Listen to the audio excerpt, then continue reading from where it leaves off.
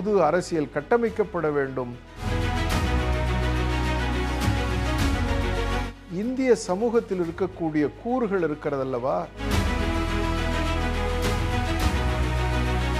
இந்த புதிரை உடைப்பதற்கு புதிய ஜனநாயகம் வர வேண்டும்.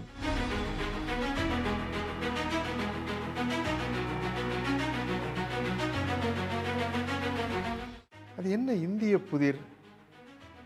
இது நான் கொண்டு வந்த வார்த்தை அல்ல. 30 ஆண்டு காலம் இந்திய அரசியலை, இந்திய அரசாங்கத்தை, இந்திய ஆளுகையை, இந்திய நிர்வாகத்தை, இந்திய சமூகத்தை ஆய்வு செய்த மிகப்பெரிய அறிஞர் மைரோன் வெய்னர் என்பவர் ஒரு புத்தகம் எழுதினார். அவருடைய இறுதி பகுதியில் ஒரு புத்தகத்தை எழுதினார். அதற்கு அவர் தலைப்பிட்டது இந்தியன் பாரடாக்ஸ் என்று சொல்லி. 30 ஆண்டு காலம் நான் இந்தியாவை ஆய்வு செய்திருக்கிறேன், நிறைய புத்தகங்கள் எழுதியிருக்கிறேன், கட்டுரைகள் எழுதியிருக்கிறேன், இவைகளெல்லாம் வைத்து பாடம் நடத்தியிருக்கிறார்கள் ஆசிரியர்கள்.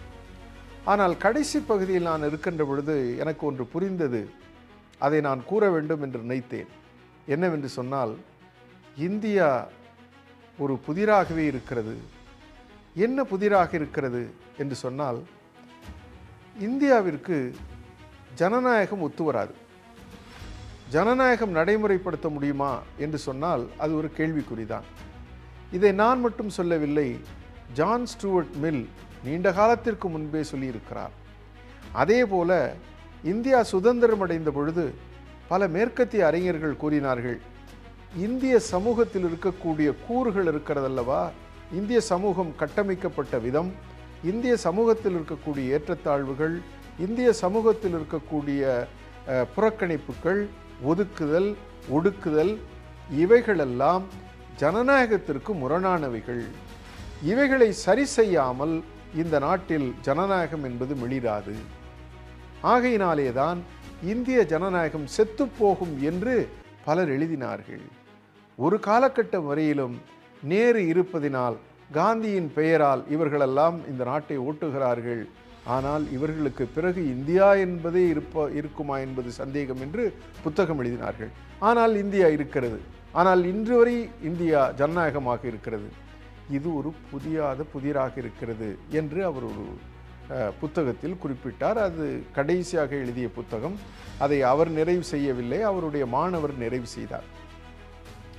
இதில் என்ன மிக முக்கியமானது என்று சொன்னால், ஆழமாக இந்த ஜனநாயகத்தினுடைய கோட்பாட்டை நாம் விவரித்து பார்த்தால் நமக்கு ஒன்று புரியும். என்னவென்று சொன்னால், ஒரு நாட்டில் ஜனநாயகம் தழைப்பதற்கு என்னவெல்லாம் வேண்டுமோ அதற்கு எதிரான காரணிகள் தான் இந்திய சமூகத்தில் இருக்கிறது. ஆனால் நம்முடைய தலைவர்கள் அவைகளெல்லாம் புரியாமல் இந்தியாவிற்கு ஜனநாயகத்தை கொண்டு வரவில்லை. அவர்களெல்லாம் புரிந்தார்கள். நமக்கு அரசமைப்பு சாசனத்தை தந்த தலைவர்கள், நமக்கு வழிகாட்டி தலைவர்களாக சுதந்திரம் பெற்று தந்தவர்கள், சுதந்திர போராட்ட காலத்தில் தங்களுடைய தியாகத்தின் மூலமாக சுதந்திரத்தை பெற்று தந்தவர்கள், இவர்களெல்லாம் ஜனநாயகம் வேண்டும் என்று சொல்கின்ற பொழுது இந்த சமூகத்தை புரியாமல் அவர்கள் சொல்லவில்லை, சமூகத்தை புரிந்து வைத்திருந்தார்கள். ஆனால் அவர்கள் என்ன தீர்மானமாக நினைத்தார்கள் என்றால், அரசமைப்பு சாசனத்தை வைத்து அரசாங்கத்தை கட்டமைத்து இந்த அரசாங்கத்தினுடைய வலுவின் மூலமாக சமூகத்தில் இருக்கக்கூடிய அவலங்களை போக்க வேண்டும், அழுக்குகளை நீக்க வேண்டும், அவைகளெல்லாம் நீக்கி நாம் ஒரு புதிய இந்தியாவை கட்டமைக்க வேண்டும் என்றுதான் அந்த அரசமைப்பு சாசன சட்டத்தில் அவர்கள் சொன்னார்கள். அந்த அரசமைப்பு சாசனத்தினுடைய முகப்புரையை படித்தாலே இவைகளை புரிந்து கொள்ளலாம். ஆனால் காலப்போக்கில் நம்முடைய அரசியல் கட்சிகள், அந்த அரசியல் கட்சிகளுக்கு தலைமை தாங்கிய தலைவர்கள், இவர்களால் இந்த அரசாங்கத்தை முன்னெடுத்து சமூகத்தில் இருக்கக்கூடிய அழுக்குகளை போக்குவதற்கு பதிலாக இந்த அரசியல் கட்சிகளையே அந்த அழுக்குகளை உள்வாங்கிக் கொள்ள செய்து விட்டார்கள். ஆக இன்றைக்கு அந்த அரசியல் கட்சிகள் எப்படி இருக்கிறது என்று சொன்னால், சமூகத்தில் இருக்கக்கூடிய ஜனநாயக விரோத போக்குகளை அரசியல் கட்சிகளே வாங்கி கொண்டு விட்டன. காரணம், இந்த வாக்குகளை வாங்க வேண்டும் என்பதற்காகவே சமூகத்தில் இருக்கக்கூடிய இந்த ஜனநாயகத்திற்கு முரணான கூறுகளை எல்லாம் அரசியல் கட்சிகள் உள்வாங்கிக் கொண்டன. இதன் விளைவுதான் இன்றைக்கு இந்த ஜனநாயகமும் துஷ்பிரயோகம் செய்யப்படுகின்றது. அதே போல இந்த ஆளுகை நிர்வாகம் அனைத்தும் எவற்றையெல்லாம் சாதிக்க வேண்டுமோ அவைகளையெல்லாம் சாதிக்க முடியாமல் ஒரு சிலருக்கு மட்டுமே இந்த அரசாங்கத்தின் மூலம் பயனை பெற்று தருகின்றது. இதுதான் இந்த ஜனநாயகத்தினுடைய சோகமாக இருக்கிறது. இந்த புதிரை உடைப்பதற்கு புதிய ஜனநாயகம் வர வேண்டும். அது மக்கள் ஜனநாயகமாக மலர வேண்டும். அது மக்கள் கையிலே இருக்க வேண்டும். இந்த சித்தாந்தங்களை தாண்டியதாக இருக்க வேண்டும்.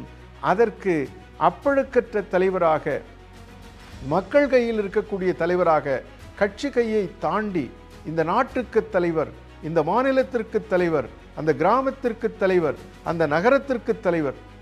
இன்று எதற்கு தலைவர் இருக்கிறார் என்று சொன்னால், கட்சிக்கு தலைவர் இருக்கிறார், ஆட்சிக்கு தலைவர் இருக்கிறார், கிராமத்திற்கு பஞ்சாயத்துக்கு தலைவர் இருக்கிறார். ஒட்டுமொத்தமான கிராமத்திற்கு, ஒட்டுமொத்தமான நகரத்திற்கு மக்கள் தலைவராக இருக்கிறாரா? ஜாதிக்கு தலைவர் இருக்கிறார், மதத்திற்கு தலைவர் இருக்கிறார், கட்சிக்கு இருக்கிறார், ஆனால் ஒட்டுமொத்தமான மக்களுக்கு தலைவராக இருக்கிறாரா என்று சொன்னால் இல்லை என்பதுதான் நம்முடைய பதிலாக இருக்கிறது. ஆகையினாலே இந்த சூழலை மாற்ற வேண்டும் என்று சொன்னால் ஒரு புது அரசியல் கட்டமைக்கப்பட வேண்டும். அது மக்கள் அரசியலாக இருக்க வேண்டும். அந்த மக்கள் அரசியல் என்று சொல்கின்ற பொழுது இந்த கட்சிகளை கடந்த அரசியலாக இருக்க முடியும். மக்கள் பிரச்சனைகள் மேல் கட்டப்பட வேண்டும், மக்களை ஒருங்கிணைக்க வேண்டும். இதுதான் இன்றைக்கு பிரதானமான செயல்பாடாக நாம் செய்ய வேண்டும் என்று விவாதிக்கின்றோம்.